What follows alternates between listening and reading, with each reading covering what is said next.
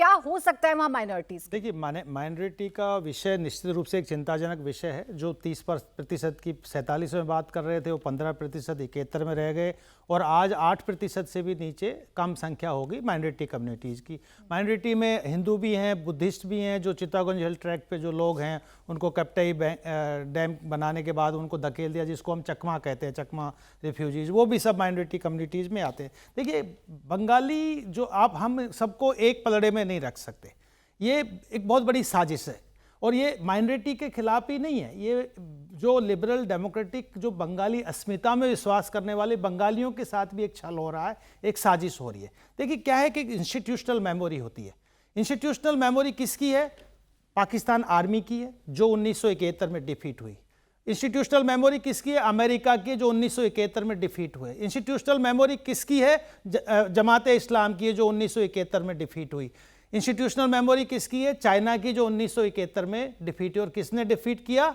वो किया भारत ने, अवामी लीग ने। और आप ये कहिए कि लिबरल डेमोक्रेटिक जो प्रो लिबरेशन वॉर फोर्सेस हैं, तो आज जो दुश्मन हैं इनके, पाकिस्तान, अमेरिका ने भी यही गेम किया, चाइना, जमाते इस्लाम, वो बेसिकली सीधा टारगेट कर रहे हैं कि माइनॉरिटीज़ को कर रहे हैं, क्योंकि माइनॉरिटीज़ एक वोकल वॉइस है जो सेकुलरिज्म की बात करता है, बंगाली राष्ट्रवाद और इंक्लूसिविटी की बात करता है। सीधा सीधा जो लिबरल डेमोक्रेटिक मुस्लिम्स है, आज कितने बड़ा 3000 तो यहीं पे बैठे हैं, और कितने लोगों को जेल में डाल रखा है, और लोग चुपचाप अपने घरों में दबे हुए बैठे हैं। ये लोग फिर निकलेंगे। ये लोग 1971 में भी निकले थे, ये लोग 1989 में निकले थे, ये शाहबाग मूवमेंट के टाइम में निकले थे। मैं कह रहा हूँ फिर निकलेंगे, क्योंकि इनके साथ इनको पता है कि छल कर रहा है आईएसआई और पाकिस्तान आर्मी कर रहा है। वो अपना बदला लेना चाहता है। अमेरिका ने बदला ले लिया, शेख हसीना को हटा दिया। चाइना उस गेम में हमेशा रेड हैंडेड होता है। तो बेसिकली ये हम सबको, ये नहीं कि माइनॉरिटी पे ही अत्याचार हो रहे, वहाँ पे लिबरल जो मुस्लिम्स हैं, डेमोक्रेटिक हैं, जो बंगाली मुस्लिम्स हैं,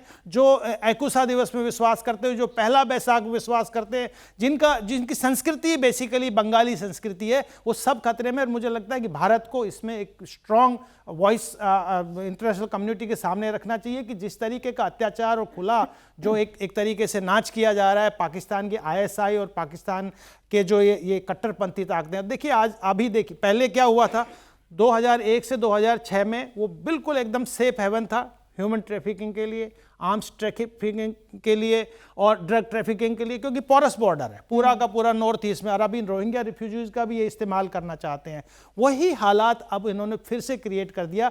क्या नारे लगा रहे हैं वहाँ पे ढाका यूनिवर्सिटी में? अमार बाबर, तुमार बाबर, सबर होर बाबर बाबर। वह यहाँ एक बाबर था जो लुत्फुल्लाह बाबर होम मिनिस्टर था बांग्लादेश का 2001 से 6 के बीच में। वो क्या था? आर्म्स स्मगलिंग में इन्वॉल्व था। एक यूरिया फर्टिलाइजर फैक्ट्री थी चित्तौड़गंज की, उसमें ह्यूज आर्म्स कंसाइनमेंट थे। कहाँ के आर्म्स थे? चाइनीज मेड आर्म्स थे, जो सारे स्मगल किए जा रहे थे। कहाँ से किए जा रहे थे? म्यांमार मिलिट के माध्यम से किए जा रहे थे। तो बेसिकली जो ये पूरा व्यापार, जो काला धंधा एक जो चल रहा था, वो शेख हसीना ने उस पर विराम लगा दिया था 2008 से 2024 तक। उस विराम में इनको तकलीफ हो रही थी। अभी जो हम बीएनपी और जमाते इस्लामी की बात कर रहे थे कि सरकार किसी की भी बने वो भारत के लिए अच्छी बात नहीं। मैं जब पढ़ रही थी बांग्लादेश के बारे में, तो 1971 के बाद बंगा सेना का एक जिक्र मिलता है, जिसको सपोर्ट भारत की तरफ से किया जा रहा था, बांगा सेना। क्या वो अभी भी उसका कोई वजूद बांग्लादेश में है? क्या उसको मजबूत किया जा सकता है? मुक्ति योद्धा, बेसिकली मुक्ति योद्धा, वो तो है ही, वही उन्हीं की तो लड़ाई थी, उन्हीं को तो आरक्षण दिया जा रहा था। जो आरक्षण कोटा की बात थी कि जो विचार है, ये मुक्ति योद्धा जिनको ट्रेनिंग बेसिकली देहरादून में यहाँ पे ट्रेनिंग मिला, जो गुरिल्ला 9 महीने तक वो बेसिकली लड़ाई लड़ी, पाकिस्तान मिलिट्री और जो आर्म्ड ऑफिसर थे, और उनके साथ इतना अत्याचार हुआ, जो कहा 30 लाख लोग मारे गए, 3 लाख से ज़्यादा महिलाओं के साथ रेप किया गया। जो पाकिस्तानी आर्मी जनरल आज एक्टिव है, वो उस वक्त भी एक्टिव थे। वो कहते थे कि इन बंगालियों की हम ब्रीड बदल देंगे।